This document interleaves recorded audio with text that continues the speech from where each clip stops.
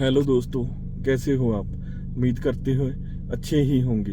मैं एडवोकेट सिंह, जो आपके लिए लीगल अवेयरनेस पे लीगल राइट की जानकारी देने के लिए वीडियो लेकर आता हूँ।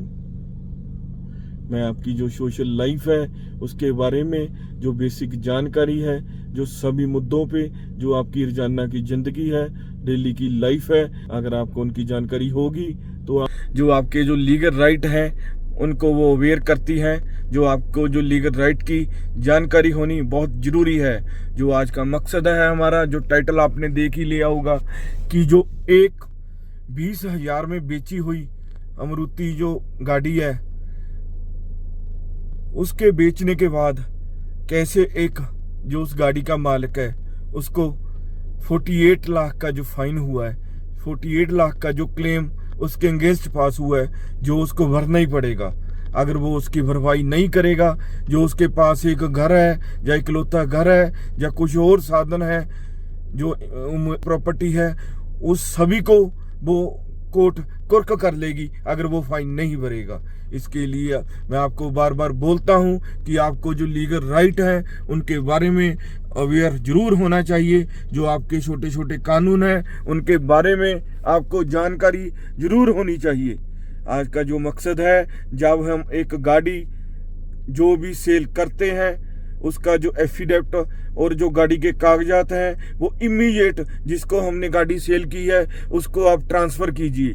अगर मान लो हम गाड़ी है जो उसके 19-20 फॉर्म जो भी लगते हैं, जो भी रिक्वायरमेंट होती है डॉक्यूमेंट्स की, जो भी एफिडेविट होते हैं उनको साइन कर लेते हैं, और जो गाड़ी वाला है वो अपने नाम पे नहीं करवाता। हमारे को ऐसे होता है भी हमारे पास जो डॉक्यूमेंट है वो हैं, लेकिन अगर उसने उसको सेल करने के बाद उसने कोई एक्सीडेंट कर दिया, उसने कुछ रश एंड नेग्लिजेंट ड्राइविंग करते हुए 279 और 304A के तहत, आईपीसी के तहत अगर उसने कोई एक्सीडेंट कर दिया, जो उसका क्लेम है जो असल मालिक है गाड़ी का, जो आरसी रजिस्टर ऑनर है, उसको पड़ेंगे। इसके लिए मैं आपको बोलता हूं, जो गाड़ी की सेल परचेज या कोई भी व्हीकल आप सेल परचेज करते हो, इमीडिएट आप उसका जो ट्रांसफर है, उसकी जो ओनरशिप है, इमीडिएट ट्रांसफर करिए। दोस्तों, हम पर हम देखते हैं कि जब हम अपनी गाड़ी सेल करते हैं, हम उससे एक एफिडेविट और जो 19-20 फार्म होते हैं समथिंग, उसको साइन कराकर हम अपने पास रख लेते हैं। हमारे को ऐसे लगता है कि कोई नहीं, जो गाड़ी खरीदने वाला है वो अपने नाम पर करवा लेगा, हमारी जो जिम्मेवारी है हमारी ख़त्म होगी। हमारे पास ये प्रूफ पड़े हैं, हमारे को क्या लेना देना, हमारे नाम है। अगर उसने नाम नहीं करवाई, हमारे नाम पे ही अच्छी है।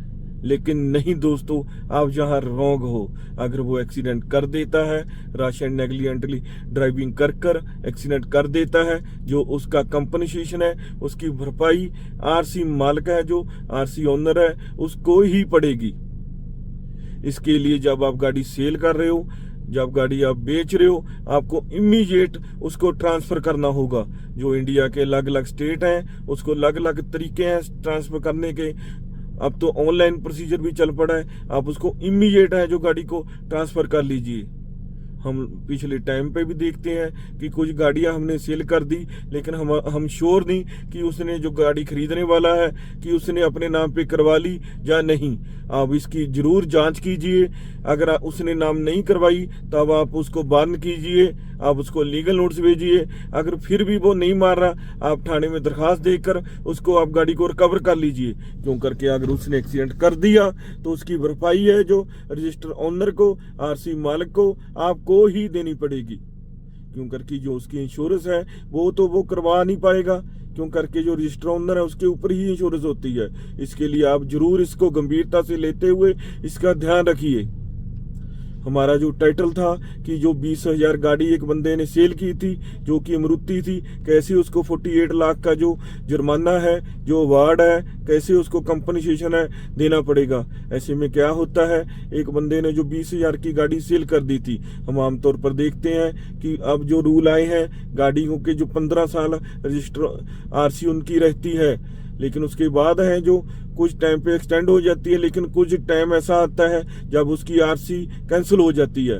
ऐसे में वो उसकी आरसी तो ट्रांसफर नहीं हो पाएगी। ऐसी ही एक गाड़ी थी, उसकी आरसी जो थी कैंसिल हो गई थी, इनवैलिड हो गई थी, लेकिन उस पर्सन ने 20,000 में सेल कर दी। उसने तो एफिडेविट और जो कुछ फॉर्म है और जो एफिडेविट नोटरी से टेस्ट करवा कर अपने पास रख लिए। लेकिन ऐसे में उसने बहुत बड़ी गलती ये की थी। ऐसे में जो गाड़ी खरीदने वाला था उससे एक्सीडेंट हो जाता है। उसके अगेंस्ट 304A, जिसके तहत एक लड़की और एक उसकी मदर थी, दोनों स्कूटर पे जा रहे थे, वो उनसे एक्सीडेंट हो जाता है और उसके एक अगेंस्ट है जो FIR हो जाती है। लेकिन आगे चलते हुए जो कोर्ट है उसमें जिस बंदे ने गाड़ी सेल की थी 48 लाख का जो कंपनसेशन है उसके अगेंस्ट डाला, क्यों करके जो RC ओनर है उसके अगेंस्ट ही कंपनसेशन डलता है। चाहे आप जितना मर्जी एफिडेविट शो कर दो, जितना मर्जी आप नोटरी से टेस्टेड एफिडेविट शो कर दो, जब तक रजिस्टर ओनर जो है जो स्टैंड करता है उसके अगेंस्ट ही वो कंपनसेशन होगा।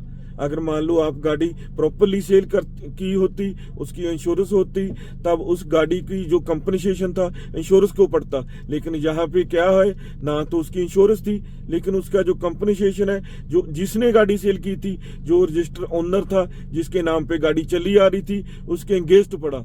ऐसे में जो कंपनसेशन है उसकी जो भरपाई है, आपका घर तक भी इसमें कोर्ट कुर्क कर लेती है, कोर्ट इसमें टैच कर लेती है।